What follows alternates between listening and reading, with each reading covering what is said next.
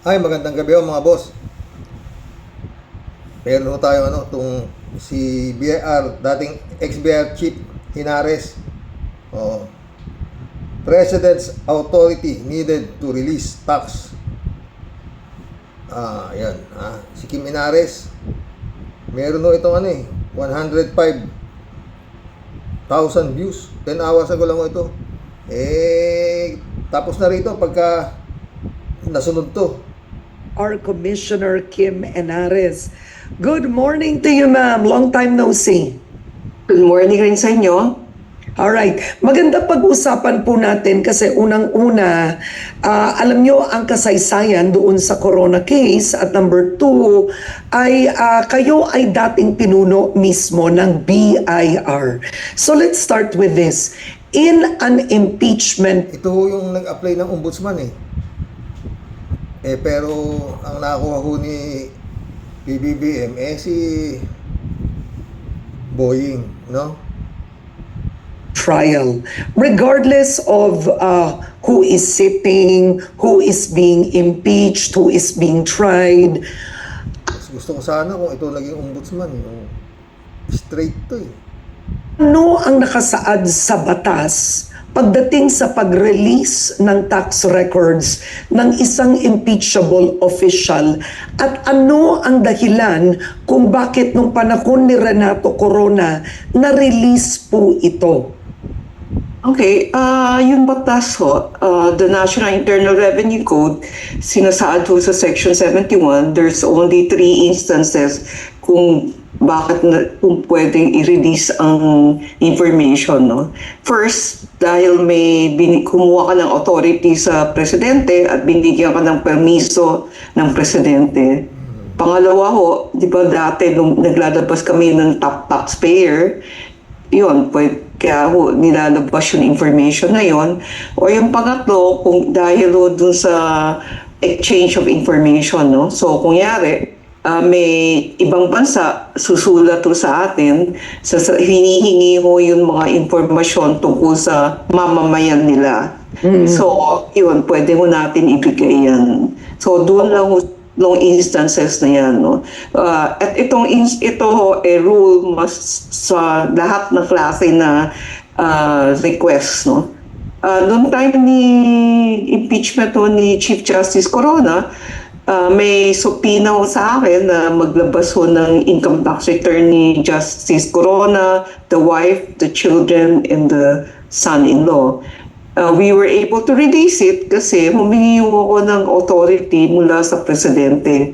At that time ho, ang presidente, si President Noynoy Aquino.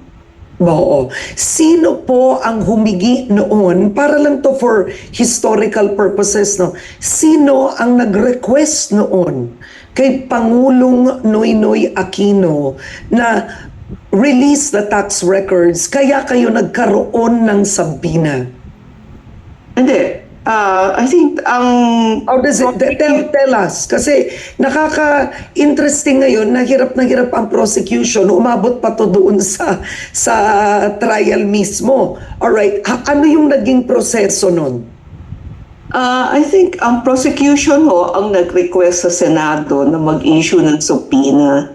So ang Senado at that time, Senate President ho si Enrile, sinupina ho ako na mag-appear ho sa impeachment proceeding na dalhin ko ho itong mga income tax return na ito. At dahil may ganong subpoena, ako naman ho ang nag-request sa Malacanang kay Presidente na may ganitong subpoena, humingi ako ng authority na pwede ko bang dalhin yung income tax return at i-release sa kanila. Yun ho. So, ang Malacanang naman, ang presidente, through the executive secretary, nagbigay ho ng authority sa akin na mag-release ng income tax return. Kasi sa batas, ang may authority mag-request yung commissioner ng Internal Revenue. Oo. So, with what you are seeing now, is the prosecution doing it in a strategic manner? So what they're doing now is they're giving their arguments in the impeachment trial in court.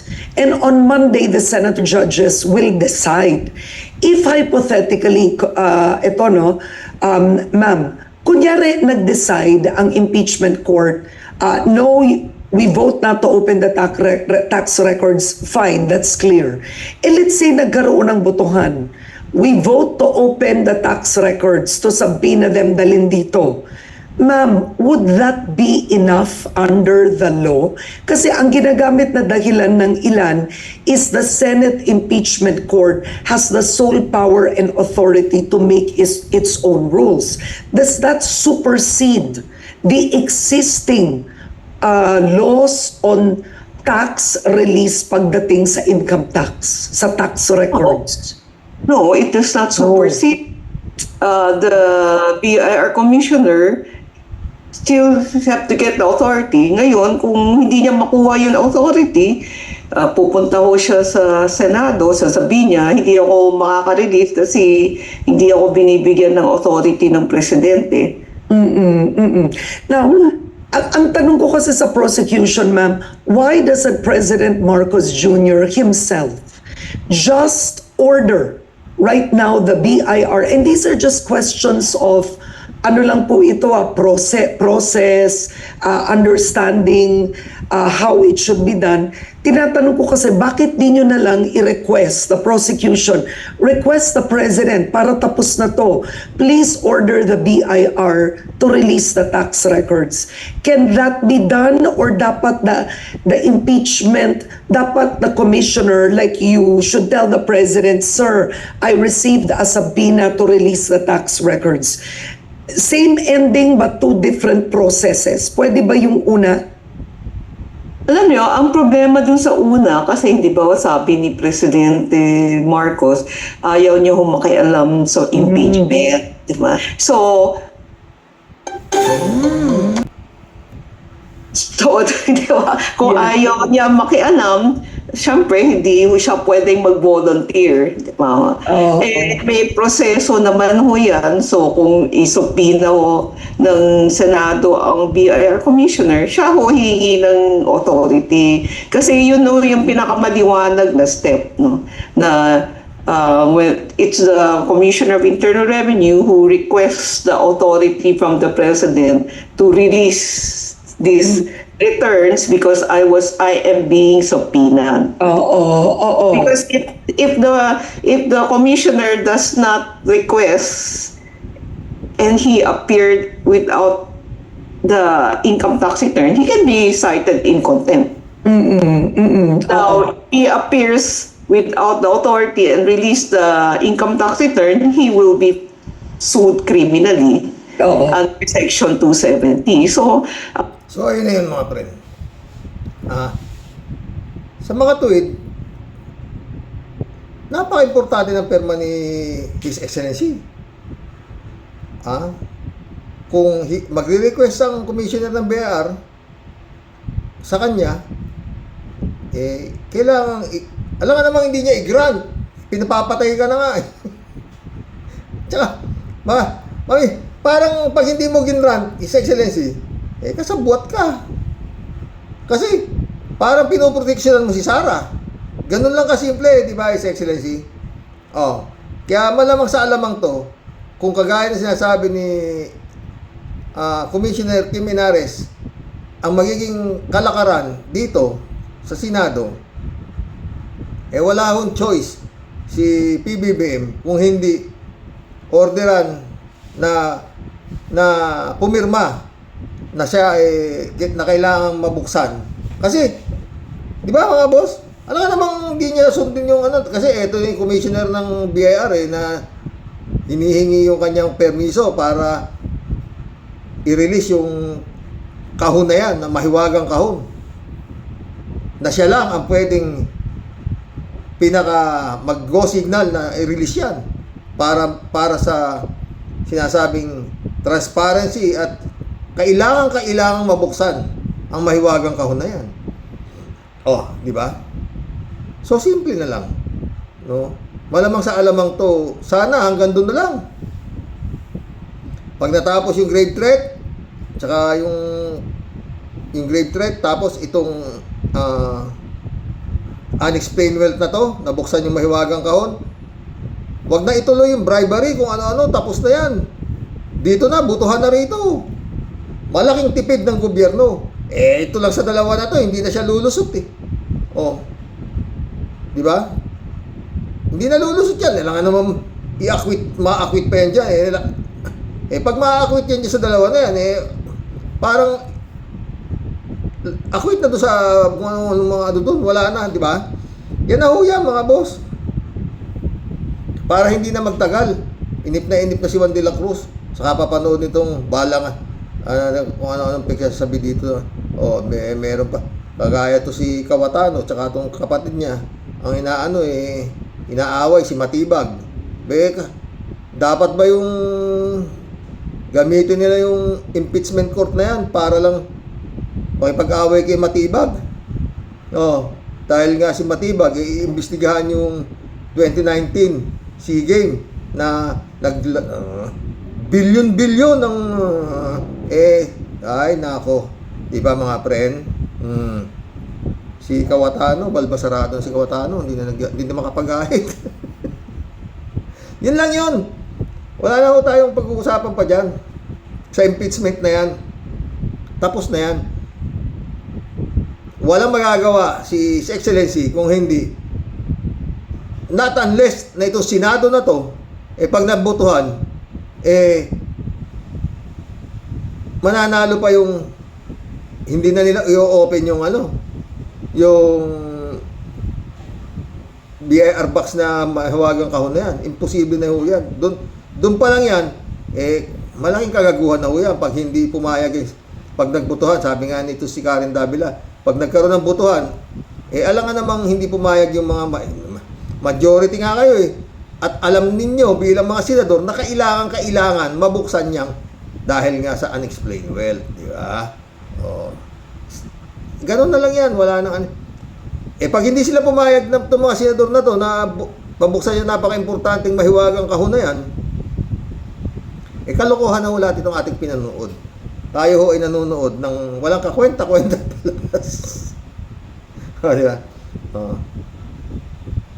Di ba? Kasi pag pumayag naman sila, wala na, tapos na, mabubuksan na ho yan.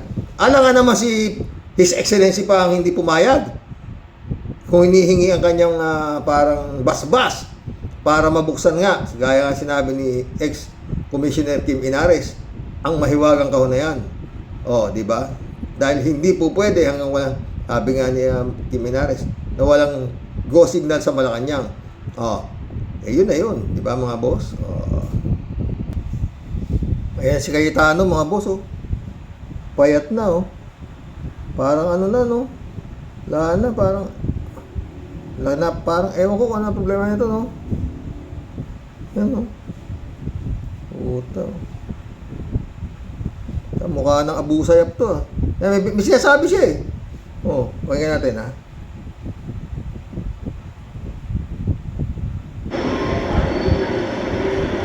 Praise God. Opportunity mga musta. Quiet lang po kayo, atin-atin lang to. Pero iparating natin sa NBI, sa DOJ at sa Malacanang. Tayo-tayo lang, ha? Sige. Sabihin natin sa DOJ, NBI at sa Malacanang, di kayo halata, ha? Slight lang, pero hindi naman kayo halata. Kasi imbestigahan na yung yung SEA Game na pinaggustusan 10 bilyon yata Hindi halata ba? Pero alam niyo po, meron biblical principle. Kung anong ating itatanim, yan ang ating... Nasa Biblia na naman siya. Kung ano ating tatanim, siya ating sasabihin. Sige, tuloy mo kay Tano. Ito maganda ito. Ito malaki tama ito. Anihin. At sabi parati ng ating mga kababayan ay sana all. So, ito proposal natin sa NBI, sa Malacanang, at saka sa DOJ. Imbestigahan niyo yung Southeast Asian Games of 2019 kung saan tayo nag-overall champion. Parang nananakot to, no? Wala namang koneksyon yung overall champion kay Tano. Ang pinag-uusapan, yung ginastos doon, kung paano nangyaring anomalya doon. Eh, ba't maingay ka kung wala kang ano doon, di... Wala, di ba? Parang nananakot siya. Mapakinggan nyo mga pre. Sige, imbestigahan nyo. Pero kami naman, mga kasama ko sa minority, imbestigahan namin flood control. Diba? Parang ano, no? At tinangala ng buong Southeast Asia, imbestigahan nyo ng gusto, bigay nyo lahat. We will support totally. Pag sinabi kong we, ako, at hinihimo ko lahat ng mamamayan, supportahan yung investigation. Direktor Matibag, supportahan nyo raw ng imbestigahan daw nyo ng gusto. Eh, maganda eh. Galing nga sa bunganga niya, di ba? Eh, baka walang kasalanan to. Di ba? Kaya So na yan. Tapos, ako naman, 10 ng aming mga kasama na ngayon ay nasa minority, imbestigahan naman namin ang flood control. Deal? So, madali lang yan, Malacanang, kasi sumusunod naman sa inyo. Sila Imbestigahan nyo yung flood control, lalo-lalo sa Davao. 51 billion yung nandoon. Puta, lumalangoy na yung mga taga Davao kay Tano. At saka nag-iimbestiga naman sa flood control, di ba? Nag-iimbestiga naman eh. Maganda. Sa ano pala siya? Tutulong siya sa investigasyon sa flood control. Di ba maganda? Pero mukhang sa Taguig, meron ding problema sa flood control. Di ba, kay Tano? Yung problema. Sino ba tinatakot na ito? Maganda. Tuloy mo kay Tano. Senator Erwin, sila Senator Lacson, yung mga nasa Blue Ribbon, kalabitin nyo na. Total, 30 weeks. Matagal po tong impeachment. At sabi nga, wag panay technicalities. Lalo po ang Blue Ribbon Committee, wala masyadong technicalities doon. So, wag po tayo mangamba sa kahit anong investigasyon. Salamat po sa lahat na nagpaparating ng suporta, lalo po yung prayers. Pagkatapos sabihin na incidental lang dahil yung building biglang pinawalang sala na ang mga kakampi nila. Tapos sinabi ng DOJ, tama yung investigasyon na yan. Tapos ang Malacanang, Weather lang kay Tano. Weather lang yan. Bakit ba sa Parmali? Wala pa yatang nakukulong doon. Di ba? Dapat talaga itong gobyerno ni His Excellency, balikan yung daming inubos na pera ron. Mantakin mo, sabi nga ni Secretary Ronald Llamas, mula yung inutang ni Emilio Aguinaldo hanggang sa panahon ni Pinoy, 1 beses lang tinira ni Duterte. Sat all na di ba? Sabi ni Secretary Ronald Llamas, nung pagtayo ni Pinoy, may mahigit 1 trilyon pa ang naiiwang budget. Pero nung pag-upo ni His Excellency, 0.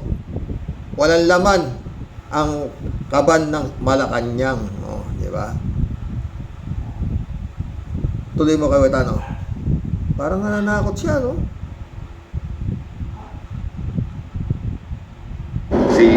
naimbestigahan na daw yung sekretary nila, pero ako daw hindi pa. Okay lang, imbestigahan natin lahat. Pero hindi naman siguro bad words ang flood control. Ang bad words ay cover up. So, tamang-tama, magsosona na ulit. Bigyan natin ng pwedeng pag-usapan ang mahal nating Pangulo na tunay na mga pangyayari.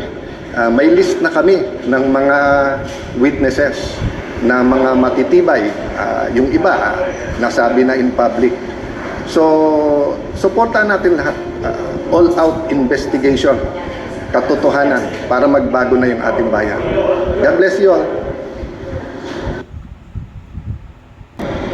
Quiet lang po kayo, atin-atin lang to. Pero iparating natin sa NBI, sa DOJ at sa Malacanang. Tayo-tayo lang ha. Sabihin natin sa DOJ, sa NBI at sa Malacanang, di kayo halata ha.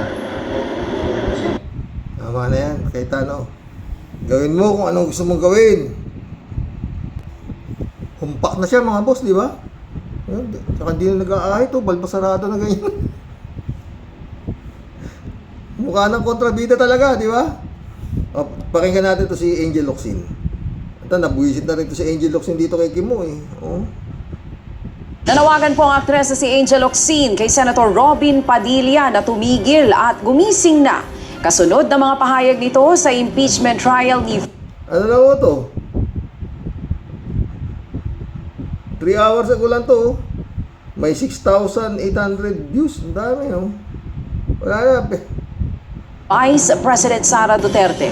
Sa isang Facebook post, sinabi po ng aktres na naaalala niya ang dating makabayang Robin matapos itong sabihin sa impeachment trial ni Vice President Sara Duterte na isa na siyang komunista o isa siyang komunista. Kinwestiyon din niya Makabayan, Robin. Hindi na siya makabayan ngayon. Makadigong niya saya. ang pananahimik ng senador noong ito'y o noong siya'y nare-red tag. Ang giit po ni Angel, nasaan daw si Robin noong nire-red tag siya. Kinwestiyon din ng aktres ang umano'y pagtatanggol ni Padilla kay Apollo Quiboloy at mga pahayag kaugnay ng China. Sa ngayon po'y wala pang sagot si Senator Robin. Pakulay ako ng buhok mga boss. No? Hindi ka nasasagutin yan, baliw na. Tuloy-tuloy. Sa pahayag ni Angel Locsin. Mga kapatid, Ruth Cabal po. Ito kasi paiimbestigahan mga friend ni Director Matibag eh. This is the new Clark City Sports Complex in Capas, Tarlac, one of the main venues of the 2019 Southeast Asian Games, housing the athletic stadium, aquatic center, and other facilities. On Wednesday, the National Bureau of Investigation said it has officially launched a probe on the alleged irregularities involving infrastructure projects constructed for the 2019 Games. According to NBI Director Melvin Matibag, they received information indicating billions of pesos in government funds tied to the projects have yet to be properly liquidated. The NBI is also looking into allegations that a private company received an estimated 10 billion pesos through congressional insertions in the General Appropriations Acts or GAA, allegedly without undergoing public bidding. At mayroong private company rito na na-involve na binayaran ng 10 billion at ang pagbabayad insertion sa GAA. Walang bidding, tapos nabayaran ng mabilisan na 10 billion yung halaga, congressional insertion. So sisilipin namin to. At the time, Senator Alan Puta, hindi naman magsasalita ng ganyan si Atty. Matibag nang wala siyang pagkuunan. Lalabas naman siyang tanga niyan, di ba? Oh. Pero po siya talaga. Alam niyo yung tungkol dito? Nung pa matagal na to eh. Marami nang bumatikos dito. Yung pala yung sinasabing kaldero, yung gano'n, 50 milyones. At ang problema rito, walang bidding. Oo, walang bidding. Parang ano lang din. Parang parmali lang din. Walang bid, may parmali, puta, 628,000 ang kapital, putang inang yan. Ang nakakuhang deal kulang-kulang 10 bilyon. Puta, walang laway puhunan eh. Parang ganito rin to. Oo, tipak-tipak yung mga, dapat lahat yung mga nakadikit kay Digong, pati yung mga retired, yung mga general na yan, pag lifestyle check yan, dako. Puro halos mga multi-billionaire yan. Tuloy. Peter Cayetano served as chairman of the Philippine SEA Games Organizing Committee or FISGOC. Matibag says, if necessary, the Bureau may invite or summon Cayetano as part of its investigation. It so happens siguro na siya involved dito, no? At tayo naman, ang record naman ng NBI, we'll always go where the evidence will lead us, kung ano yung batas, kung ano yung proseso. No? So, kung sa kailangan natin, Kaya nananakot sa Cayetano. Sige, pagbutihin ninyo pag-iimbestiga. Kami naman mag-iimbestiga sa flood control. May nag-iimbestiga naman sa flood control, di ba? Anong imbestiga? Marami na raw silang ebidensya sa flood control. Ka po, takutan no? Tuloy. siya tanungin, we will respectfully ask him to give light to this. And I'm sure si Senator Alan, kung siya kasama rin dito, I'm sure that he will appreciate na may imbestigahan natin ito na maayos. Even before the formal investigation began, Tsaka yun naman ang gusto mo kay Tano, di ba? Habulin ng mga kurap. O, di unahin mo na. Unahin mo na si Pulong, ba? 51 billion. Hanggang ngayon, ay, naku. the issue had already reached the Senate during the ongoing impeachment trial. where sibling Senator Alan Peter Cayetano and Senator Pia Cayetano criticized Matibag. They questioned the timing of the probe. So, aksidente ba na yesterday, suddenly after I mentioned it, and after during the weekend, many have been talking about na dapat ata hindi 16. So, 21 na lang kami ngayon eh. So, 2/3 of 21 is 7. Pag nabawasan pa kami ng 3, 13 na lang yon. Question. The chilling effect is there, but am I intimidated? Wala na akong choice. Ilalabang ko na to. Is he trying to intimidate us not to ask him tough questions when he is our resource person next week? I do not know. But those statements, those actions are not acceptable, possibly contemptible.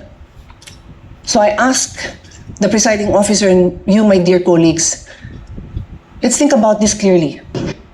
Magulo sa Lunes to. Talagang tatanong tong dalawa na to kay Matibag ng mga top question daw. O titignan natin kung ano itatanong niyo kay Matibag tungkol dito sa mukhang unexplained wealth yata yung ano ni Matibag eh. Ha? Unexplained wealth ba? O bribe. Yung ano? Yung grave threat. Doon yata testigo si Matibag eh. Ay patay kayo doon. Matibag says the NBI will also take another look at the controversial 50 million peso SEA Games Cauldron as part of its review of projects linked to the regional sporting event. The cauldron, designed by national artist Francisco Maniosa, had been the subject of Senate hearings that Ayun yung kaldero.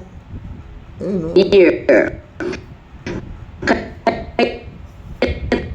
Ano na, puputol-putol eh. Nako, maganda ito mga friend. Magkulap na tayo. Marami na tayo pag-usapan, di ba? Nagpunta tayo kay Cayetano. Nag-umpisa tayo kay His Excellency. Kaya siyempre, His Excellency, alam nga namang di pa pipirma si His Excellency. Doon sa pag nag-request ang BIR na kailangan ng kanyang go signal para mabuksan ang mahiwagang kahon, di ba? Pera o kahon. Okay na yung vlog natin mga friend. Meron pa tayong showbiz kay Angel Locsin, di ba? Kaya si Kimo, walang magawa matinut si Kimo eh. David Ali Mendoza, shout out. Good evening po, Karox. Yung tanong po kasi ni Cayetano, gusto niyang manggaling sa bibig ni Atty. Lotok na may balak ipatigok ni na BBM si Inday Sayad. Mabuti na lang at lawyer din yung witness ng prosecution, kaya di kayang paikutin ni Cayetano. Di bali, Karox, iimbestiga naman ng NBI yung anomalya ni Cayetano Caldero sa 2019 SEA Games. Talagang itong Cayetano to, semi-billionaire din sigurado to. David Ali Mendoza ulit to. Karox, sana nung magtanong si Kimo kay Atty. Lotok, kung pwedeng magtanong, ay binaran niya kaagad na may katuturan po ba yung itatanong. Baka po magmumukhang ogag lang at ngata lang kayo dito. Hindi yata pwedeng ganun eh. Kalat ni Bayan, shout out. Michelle Edwin Mike, shout out. Librado Dubico, shout out.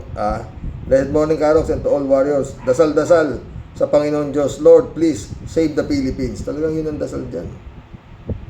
Kalat ni Baya, good evening, Kasani. God bless your family. God bless your family too. Kalat ni Baya, my friend. David Alvin Mendoza ulit. Ano pa ba ang pakialam ni Kimo sa mga promotion ni Atty. Lotok? Golden boy nga baka pati relihiyon at Islam naipasok pa ni Kimo. Ay, ubos oras at pera lang itong si Kimo. Isip ko tuloy, nagtanong lang siya nang walang kalatoy-latoy para masabi na may ginawa siya sa Senado maliban sa lumamon lang doon. Ay, nako Kimo, David Ali Mendoza ulit. Puro irrelevant ang mga tanong at sinasabi ni Kimo, wala ngang notice galing sa OMB. Baka di niya naintindihan yung OMB. Ombudsman yon. At saka dapat kay Bato at Sayad niya sinasabi, yung harapin ng mga kaso mo. Pag ganun nga ikot na ulimot na yung baliw, no? Jojo, tol, good PM tol sa mga subscriber. Kakapurga impeachment. Yun nga eh. David Allen Mendoza ulit to. Talaga pong mahilig sa comedy ang mga Pilipino. Kaya siguro nahalal na senador, yan si Kimo. Naipasok pa ni Kimo si Digonggong na lumaban daw sa komunista pero ang mga advisor ay puro in-check at kinakampihan pa ng China na komunista. Diba? Eh siya na lang. Talay mo, ginawang senador siya eh. Sabi na nga niya sa sarili niyang bibig. Eh siya ay isang komunista. Kung di mo naman gago. Kelly Jaser, oh. Tawad at Diyos mio, ano ba yan, Kimo? Ay, nako. Kay sakit ng sinapit ng Pilipinas na magiging presidente si Duterte. Nagkaroon ng ganitong klaseng senador sa Pilipinas tulad ni Kimo. Totoo yan, Shirley ka, ha? Apolinar Tolentino, shout out, ha? May God bless you and your family, Karox. Ikaw din, God bless your family din, ha, Apolinar, ha? Jokiano, shout out, Karox. Baka tayo mahawa ng tanga, bobo at baliw. Hindi na siguro. Apolinar Tolentino ulit ito. Napakarami ko ng comment at halos lahat ng vlog mo ay nakakagaya ang tawa mo. Pag siki mo ang pinag-uusapan, lalakas ang benta tuloy ng lusat. At diatabs dahil sa impeachment trial na yan, lalo na pag tungkol sa pagtatanong nila Robin Padilla at Cayetano. Ay, nako. Dapat itigil ng trial na yan. Wala naman niyang mangyayari dyan at sayang lang ang pera ng taong bayan dyan. Na sa halip na ay mapunta at pagtulong sa mga matatanda at mahihirap. Totoo. Ito si Mamerto. Sarento. Mamerto Jr. Salonga, shout out. Good evening po, Sir Rox. Ang Romanov ay dating leader ng Romania. Pinatay lahat ang pamilya niyan. Wala namang kinalaman sa usapin impeachment case yan talagang ito si Kimo kung ano na lang ang masabi wala namang alam. Pero kita mo no magtanong saan ba taga saan ka ba ha? May alam ka ba sa Islam ha? Ang ina mo Kimo Mamerto ulit oh. Sa totoo lang Karox pag ganyan lang ang senador natin, mas mabuti pang buwagin na yan. Sayang lang ang pera ng taong bayan dyan. Pweh, talagang dapat. Mamerto ulit, oh. Alam nilang kuratong ipagtatanggol pa, palibhasa, nakinabang yung mga yan. Kampi-kampi lang. Anong klaseng senador yan? Yun nga eh. Mamerto ulit, oh. Sa totoo lang, Karox, awa ng Diyos, wala akong sakit sa puso. Pero pag napanood ko itong mga ito, tila atakihin ako sa mga politikong ito. Pweh, totoo. Danilo Bulena, shout out. Sabuga tayo si Robin sa oras na saan ang tanong. Ito, mukhang bangag nga, no? Paano ka ba napopromote? Promotion, ha? Gago tayo, putang ina. Demitsura, putang ina, no? Parang natipos eh. Parang natipos, nakaroon pa gago. Puta ina, ano ba? Mamerto ulit, oh. Correction nga pala, Karox. Hindi sa Romania, sa Russia. Yung mga Romanov, huling Tsar ng Russia, napatay ng Bolshevik Revolution ni Vladimir Lenin, saka si Joseph Stalin. Mabuhay ka, Karox. God bless po. God bless, Mamerto rin, ha? Sa AJ, shout out ha. Karox, ako boto BBM solid talaga. Taga Luzon, ako hindi Bisaya ha. Alberto Olaer, shout out. Okay. Ang pangit ni Marcoleta. Pagsabihan niya sa akin, bakit sinabi kong pangit ako, Karoke? Isa lang ang sagot ko, Karoke. Di manalamin kayo. Gano'n ha. Guwapo rito si Alberto Olaer, oh. No? Jess Porte, shout out. Misleading ka. Misleading yan, Karoke. Walang kakwenta-kwentang tanong. Sayang ang pera, putang ina ng Kimoto. Ha?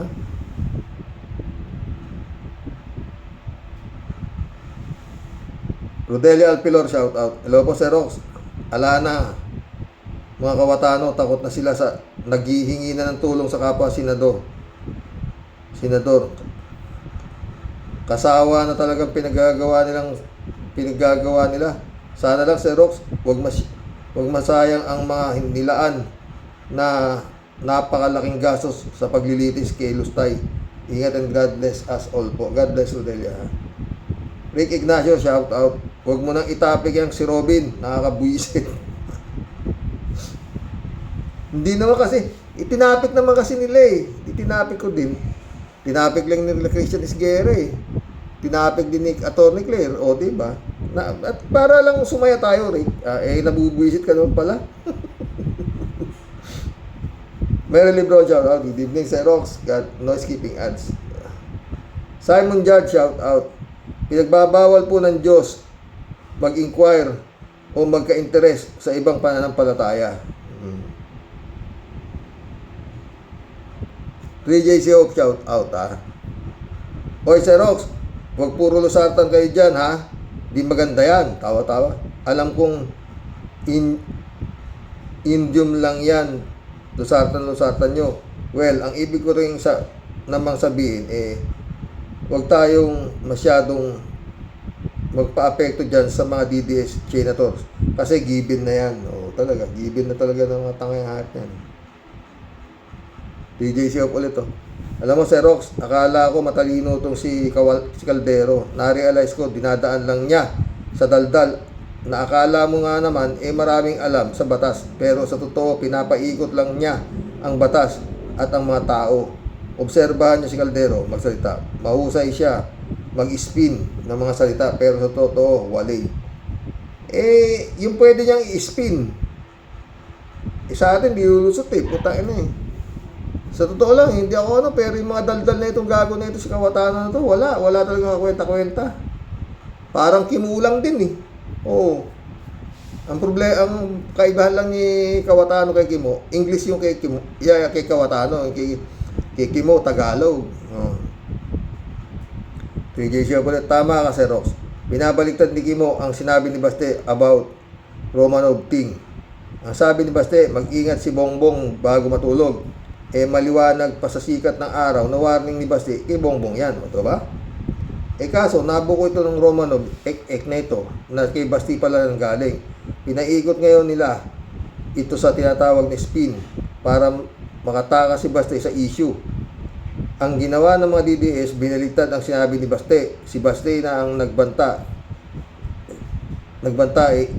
ininterpret ng DDS na si Sara ang pinatutungkulan nitong Romanov ni Baste. Baste nga nagmula. Yan ang spinning. Sa tanga lang naman lulusot Oo. 3JC ako. Ang galing nung Atty. Claire, mga kawaryo. So, ang galing nung Atty. Claire. Ang galing. Claire Castro, ang galing. 3JC ako ulit. Pero sa totoo lang, mga pre, dasal po natin si Atty. Claire at siguradong lintik ang gigil dyan ng mga Duterte. Sagad. Mas malupit na si Atty. Claire kung kay Percy Lapid lang. Para sa akin detalyado kasi. Talagang meron pang may mga ebidensya pag nagsalita si Atty. Claire. 3JC ulit Ito naman si Kimo. Wow, napabilib ako ni Kimo. Nilalayo niya ang issue ni Sara. Imbis na si Sara ang imbestigahan ni Lotok, ang inimbestigahan ni Kimo. Wow, bongga ka. Wow, bongga. Kaso ito pa lang si Lotok, abogado. Tapos isang Kimo lang ang nagpapaikot sa isang abogado. Yun nga. Diba? Napahiya si Kimo. Niyabangan niya si Lotok ng makapal na papeles. Sinupalpal siya ni Lotok. Wala pa siyang natatanggap na official sa DOJ Ombudsman. Diba? Sabi nga ni Lotok, diba? Hindi namin tatakbuhan niya para sinampal siya, diba? Dahil pinatakbo niya si Bato. Isa na lang, Sir Rox. Alam mo sa politika, naman to. Kahit saan umiira lang give and take, ginagamit yan ng mga matataas na opisyal. Halimbawa, may kailangan ng presidente sa isang politiko na may kaso rin. Mas matimbang na makipag-deal sa politiko ang presidente sa mas importanteng bagay na makukuha niya sa politiko. Ewan ko kung lobbying ba yan. Hindi ako believe sa ginawang sa totoo lang. Ginawa nilang state witness itong si, yung bunuan. Hindi ako believe doon. Wala pa yata sinusoli si bunuan eh. Halimbawa na lang, itong si Quezon de Bola. Gagawan pa ng paraan ang kaso niya para maikumbik si Sara para ganyan. Kasi, mas disaster sa bansa ang maidudulot ni Sara sa mahabang panahon na parang Romanov na nga ang once mabalik si Duterte sa palasyo mo. Romanov effect na yan. After Sara Baste, tapos Pulong, Kitty, anak ni Pulong, anak ni Kitty, and so forth, pwede ganyan paraan. Kuha mo si Rox. Oo naman. Pwede. Pero yung nga sinasabi ko, 3JC Hope, Jane Labay na, my friend, pag si Sara ay nakapag-file ng candidacy sa pagka-presidente, inutil. Hindi inutil itong administrasyon na to. Rogelio Asuncion, dapat Rox, yung presiding officer, pinahihinto na yung tanong ni Padilla. Kasi irrelevant yung mga tanong. Sayang oras. Ewan ko nga ba dyan kay Kawatano, ay kay Chis Escudero, kung ba't pinababayaan nagtatanong ng gano'n, anak ng puta ng tanong yun, Hindi, alam mo si Chis, pinababayaan lang niya na magbukang tanga to si Kimo. Oo, yun lang yun. Chipista Bunao, shout out. Good morning po kuya at sa mga ka-warriors. Si SP Win Gatchalian, pwede bang wag yun na lang pagsalitain? Yang pabida na yan, kung di mo pagtawanan siya, mabubisit ka naman. Ay, Kimo, kulang na lang batukan ka ng tinatanong mo. Totoo. Teresa Marie, shout out. Cayetano is acting like a defense lawyer for Sara. Yun nga, that's a job of defense counsel. Cayetano is so obvious. Totoo. Makapal na lang mukha talaga niyan Kapalan na lang mga mukha, puta na mga kapal na mukha. Chupista Bunao. Grabe naman yung 50M. Yung kaldero mo, Cayetano. Aba kasing halaga na ng diamante ni Heart Escudero. Sisindihan mo lang naman ng yung kaldero. Kaldero mo, 50 million na. Huwag kang magtago sa impeachment ni Sara para di mo mapanagutan ang kaldero mo, Baka pala mo ka, kaldero. Ito lang. Pastor Junlagon, my friend, shout out, Tipisa Bunao. Kuya, kasi magnanakaw ka, damihan mo na para pag ayaw mong sumagot, bahala na ang senador ang magtanggol sa kanya at nangunguna na si Boy Sile, Tipisa ulit, kuya, bakit po pala binayasagan si Kimo ng Boy Sile? Laging tanong po pala ni Chris Ulo po yan. Kasi nga, dati, alam mo si Kimo, hindi pala nagbibrief yan. Naka-robe. Tapos, yung asawa niya, si Mariel, nagbibideo. Nakakita yung edits niya. Ang liit pala, kaya tinawag siya Boy Sile. Dahil yung edits niya nabibiting-biting. Ang liit. Ay, ang kapal talaga ng mukha ito. Hindi pala nagbibrief yung gago na yan Marilo Fabiano. Wala na nga pong alinlangan na lumantad itong si senadors. Kahit pa talagang nakakasuka na. Tila kabilang na sila sa defense lawyer. Hindi sila para sa bayan, para lang kay Sara Lustay. Totoo yan na makakapal nga ang mukha. Friend Shervin Sapeta, shout out. Analisa Apolinar, Christian Sen, July 7, Alcantara, shout out sa inyo mga friend, Sabi ni Tia Delio. Naku, Sir Rox, ano po ba ang bago dyan kay Kawatanong Halimaw? Lahat po ng lusot, gagawin yan po. Kasi hodang pilipit po ang dila niyan sa pagsisinungaling. Gayon din po ang kanyang kapatid na si Piaya Saltik. Wala pong hindi gagawin po ang mga yan para sa pagtatanggol sa kanilang Panginoong halimaw. Ha? Alam ko pong marami din pong bulok na issue yang sa pangurakot. Kaya tantanan niya na po ang paggamit sa Biblia. Diyos na naman sinasabi. Para po siya magmukhang banal na aso. Wala po akong kakilalang religious leader na di po nagkamal ng salapi. Sorry po doon sa mga tatamaan, pero sample ko na lang natin si Brother Bilarde ng El Saday. Naku, isa. Puro PI gagaling ang laging sigaw. Ganon din si Villanueva. Isa ba yan? May papikit-pikit. Ganon, ano? Kala mo talaga, puta. May panginig-nginig pa yan si Villanueva. Puta, kalaya mo. Buti lang, hindi nanalo presidente, heart na yan. Pero maging bilyonaryo sila sa dami po ng niniwala at nananalig sa matatamis na pangako at dila na sobra pong nagamit si Lord. Pero sa oras po ng kagipitan ng kanilang miyembro,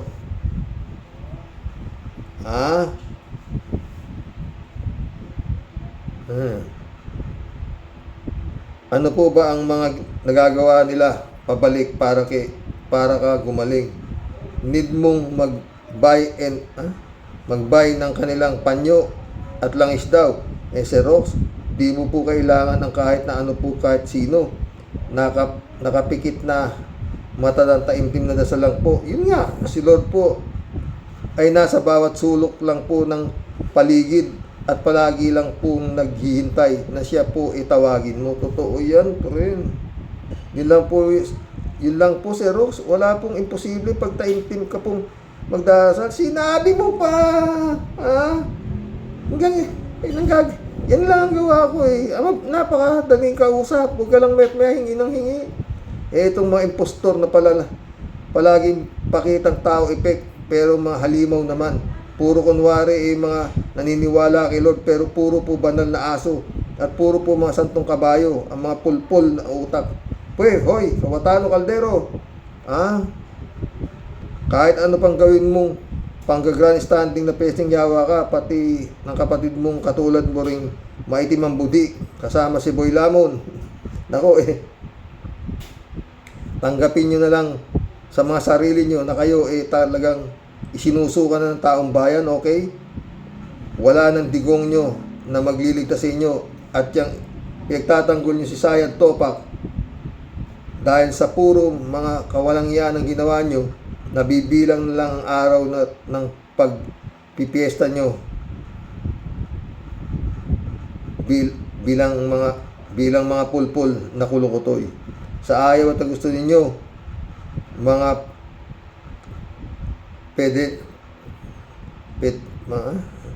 gusto nyo, mga salot, ang tadhana ang kikilos at magpaparusa sa inyo. Mabuti sa inyo mga buwisit, mga leche. Eddie Luna, shout out. Hello Karox, magandang araw sa inyo dyan. Walang iya talaga ito si Robin Tanga. May sapak din talaga sa ulo. Hayop na yan. Itinatanong sa witness, malayo sa pinag-uusapan, pati ba naman kultura ng Muslim, tinatanong ng gunggong. Natatawa na lang ako sa iyo, Karox. Halos ubuhin ka habang nakikinig ka kay Kimo. God bless you always, Karox. God bless, Eddie Luna. Sakit na ulo, putang ina, hayop na yun. Demonyo. Ang matindi, Eddie Luna. Utang na loob pa natin sa kanya. Dahil, pinagtsatsagaan niya tayo. Hindi mo narinig yun, sabi nung gago. Eddie Luna ulit. Kaya sinasayad at Suleka ay magdadala na lang ng rep at coffee makers at kanilang caretaker, caterer ay natakot sa kanilang multo. Inisip sigurado nila na baka lasunin sila ng Senado. Maganda na nga, di ba? Shout out, Dolor Garcia, Prenami Bingson, Emans Kalanac, shout out. Jeff Ramos, Brother Eli Asisio, mission accomplished mga boss, hanggang bukas po muli, oo. God bless mga boss. Maging marami tayong napag-usapan ngayon, nakapag-collab pa tayo, oo, di ba? Kaya ayoko mag-live eh. Pag nag-live ako, hindi tayo makakapag-collab. Kasi maraming papasok na mga gago. Noon dati nagla-live ako, maraming papasok na tanga eh. Oo. Magbubura pa ako, hindi ko naman sinasagot. Ayoko nga basta tanga, wala kang kwentang kausap. Diba? Dasal mga boss.